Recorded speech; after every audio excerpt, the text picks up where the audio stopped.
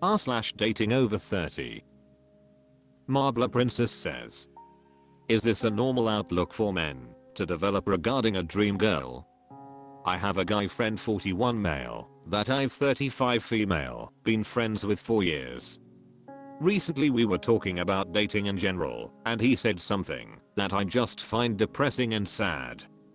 He mentioned that the type of girl he wants, his dream girl, just doesn't exist and would basically be a unicorn.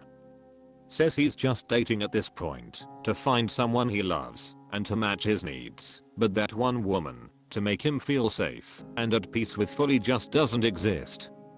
I asked what would happen if he finds a partner he loves and is content with and meets a woman that matches his dream woman/unicorn. He said it didn't matter, that dream woman didn't exist. Anyways, the conversation made me feel bad and sorry for him that was his outlook. He tried to explain, but my mind is not comprehending this concept fully. I guess I was just wondering if this is a common feeling among men of this age or in general. The idea that an ideal woman exists in his head, but that he will never meet her in real life sounds so sad to me. Coincidentally, I have a brother around the same age who has said some of the same things. Any additional thoughts or takes are welcome. Wisconsin Spermches says, leans close to Mick, no. These men are delusional. There is no true love, just people we can be happy with and mature enough to change with one another over the long term. Anonymous People says, and even if your dream girl does exist, why would she want to be with you? Sanctuary Forknown says, I suspect this is a matter of wanting something too fast, like you're never going to feel perfectly at ease on the first few dates, but if you feel some amount of ease and peace, then cultivating the perfectly at ease part only ever comes with time and dedication. To be clear, I don't think you should push past serious uneasiness. Sometimes our guts are right, but feeling uncomfortable in silences, unsure, nervous etc early on is pretty normal. Deformer Vanessa 0015 says, best regards to everyone, I express my gratitude for your warm welcome. My name is Vanessa, a 34-year-old, single, and childless person.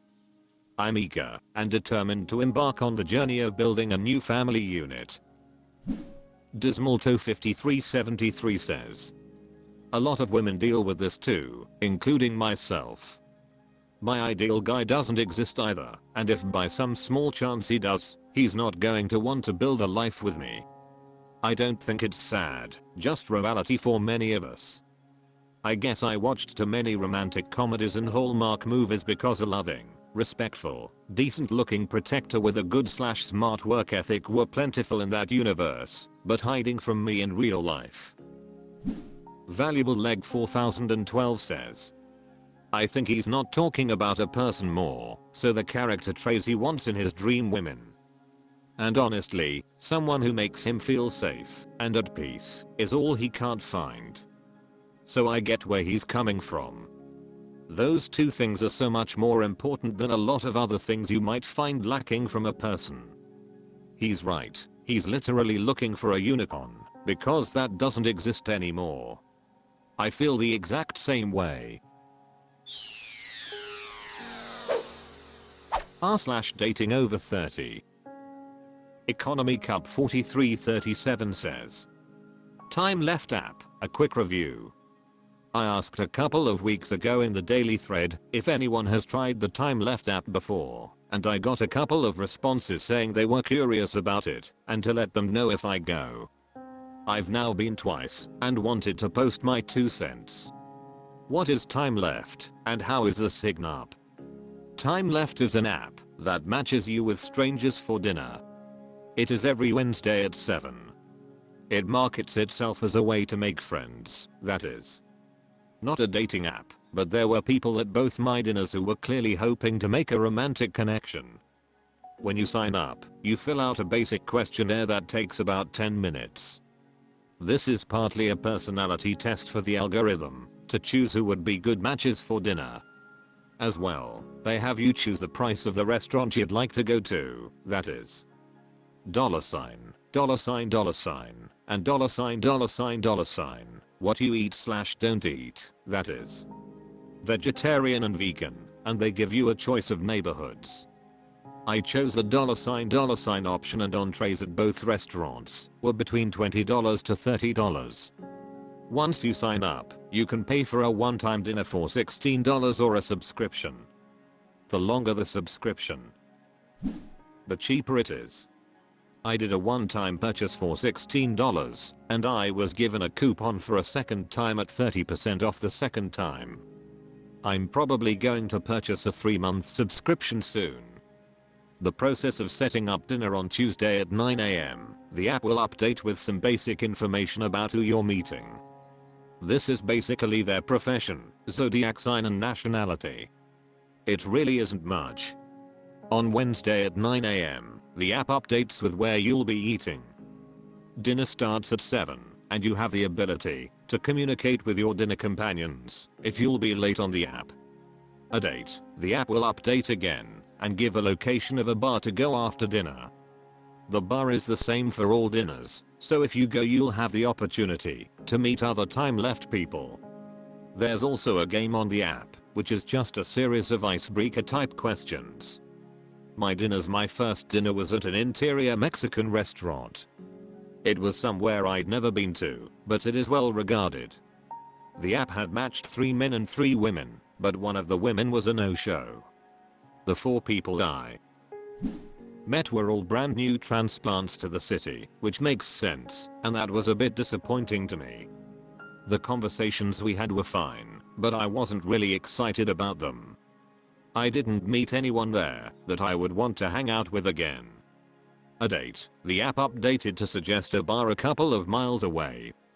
I think that was a mistake.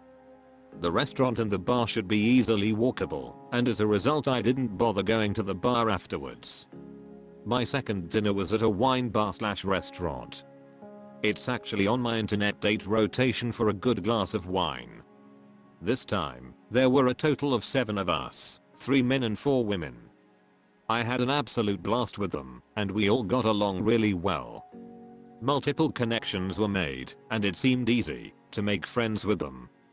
We all went to the bar afterwards, which was walkable this time, and that also made it more fun.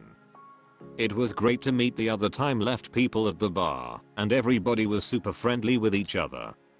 After your dinner the app lets you rate your fellow dinner companions, and if you both give each other a thumbs up, you're given the ability to chat on the app. From there, you're free to make plans with them. I've connected with a couple of people, and, while I can't imagine dating them, I think they could be good additions to my friend groups. My thoughts, I won't lie, after my first dinner I was pretty disappointed in the people I met. But I'm glad I decided to go again, and I had a great time on my second dinner. I'm definitely going to sign up for a subscription and do this regularly. It's good for a natural introvert like myself to put myself in a situation like this, and you really can make some interesting connections with people actively seeking new connections.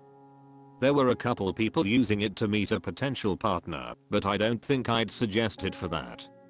While there were single people there were also several people in relationship, and one that was engaged.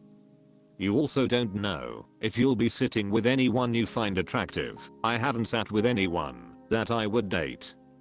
Still, it's a good way to expand your social circle, and they may have a single friend. You never know. I hope. RMRS says, "Thanks for the review. You've confirmed my key concern. Not practical for dating." Matrim What says, "I think it's great to go out and try to make new friends, but the execution of the app reminds me online dating with making a judgment about someone after an hour or 2. When I first moved on my own, I did use a combination of things to meet people, including social websites. What made the ball roll for me was repeatedly hanging out with people based in a group. At that point, I got to know some well, and we clicked as deeper friends, or we at least made passing acquaintances. There were a small fraction of people I didn't like, but it was normally because they made me feel uncomfortable with things they said or their behavior." Das32b says, sounds fun to do, since I often solo dine, so I'll likely give it a go next Wednesday I have free. But question on sub and payment for dinner, are these separate, or do they have some deal to provide discount? Subdigiano says, wow, really interesting idea, thanks for sharing your experience. I wonder if it will take off, as I'm sure it's probably better / more useful in larger cities. But I guess that's how all the apps start out. Aromatic Stretch 247 says, I did one in London and wouldn't go again, as it's pretty useless for dating. There were 2 guys at mine, 1 gay and 5 women. And I feel like there are always more women than men. And ICBA to make new friends, haha, got enough of those. No Stretch 718 says, thanks for the review, it's my first time hearing about this app. It's got a catchy name. I checked it on the App Store and it's available in my country, but no reviews yet. Opening at 1497 says, thank you, this is a really helpful review.